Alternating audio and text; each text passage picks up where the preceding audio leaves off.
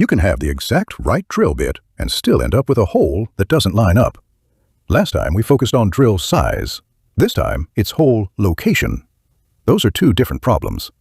The right size hole in the wrong location will still scrap your part. You measure, you mark, you drill. The hole is off. Not by much, but enough that parts don't line up. Logical first thought is usually the drill walked or something moved. Some of the time, nothing moved. The drill went exactly where you told it to go. The problem is, the mark wasn't where you thought it was. That usually comes back to your reference point. If you don't measure everything from the same place, the numbers don't mean much.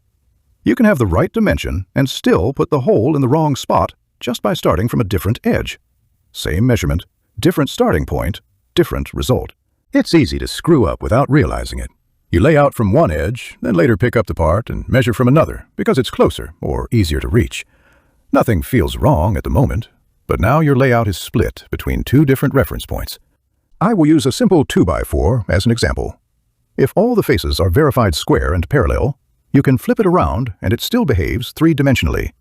This all gets real messy if the faces are not perpendicular and parallel. Most real parts are like that. One edge matters more than the others. One face is your reference. The rest are just surfaces. If that changes and you don't catch it, your layout changes. This is why it helps to mark your reference. One line, one edge, something you don't lose when the part gets moved around. Now, every measurement comes from the same place every time. You're not guessing which side you started from. I'll usually scribe my lines on metal parts with a sharp carbide scribe. That gives you a clean line you can come back to. If the surface is hard to see, a light coat of paint makes the scribe line stand out so you're not guessing at it. Sharp pencil can work on wood. Make sure to clearly mark your incorrect lines, if any. You need to look over your measuring tools, too. Two identical tape measures don't always agree and can shift a hole without you noticing. Same number, different result. It doesn't take much to be off enough to cause a problem. Even switching between a tape and a ruler without thinking about it can introduce a small difference. If the reference changes, the location changes. If the location is wrong, the hole never had a chance.